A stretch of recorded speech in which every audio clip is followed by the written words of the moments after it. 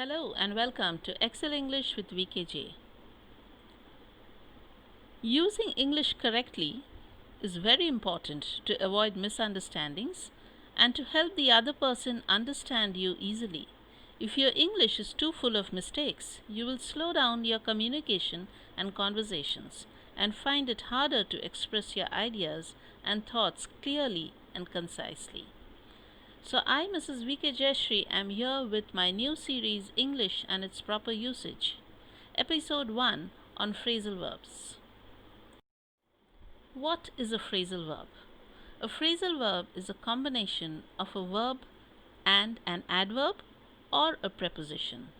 Now, phrasal verbs are extremely important because they are used in common informal English, and unless you're familiar with their meanings, understanding language becomes extremely difficult. Adding to it, learning to use phrasal verbs accurately will help you sound natural in a casual conversation in the English language. The combination of a verb with an adverb or verb with a preposition results in a new phrase carrying a new meaning. This combination is different from the two separate words. Example, go on and go up. It's a verb and a preposition. Go is the verb and up is the preposition, or go is the verb and on is the preposition. But when you combine go and up together, it means to increase. And when you combine go and on together, it means to continue. So you see, when you combine a verb with a preposition or an adverb, it gives a individually separate meaning to the phrase. Phrasal verbs are an essential part of English communication, as I told you, and they are very important to know and understand. They are commonly used at the office, in the household, and in everyday conversations. They have become the beans and rice of English. In this episode, I have picked up 10 phrasal verbs beginning with the word a. The first two, act as and act on. Act as, it means to perform the functions of somebody else. For example, I do not understand their language. You have to act as an interpreter. Act on, it means to take an action according to.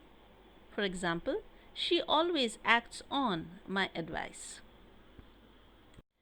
The next two, add in, add up. Add in, it means to include something. Example, please add in these items in order to complete the list. Add up. Add up means to make sense. For example, his story does not add up. He must be lying. Adapt for, adapt oneself to. Adapt for means to modify. For example, my novel has been adapted for a television series. Adapt oneself to means to adjust. Example, I couldn't adapt myself to the new climate.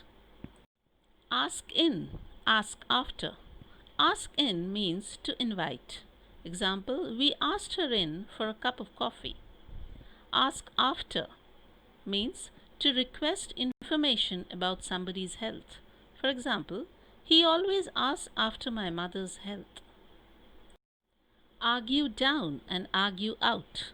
Argue down means to defeat someone in a debate or an argument. For example, the teacher tried to argue the girl down, but she could not. Argue out means to argue to find a solution. For example, if we can argue our differences out, we need not go to the court. Thanks for watching. I'll be coming back soon with my next episode of phrasal verbs beginning with the letter B. This is VK Jayashree from Excel English with VKJ. If you find my video useful, kindly like, share and subscribe, and your comments and suggestions are always welcome. Thank you.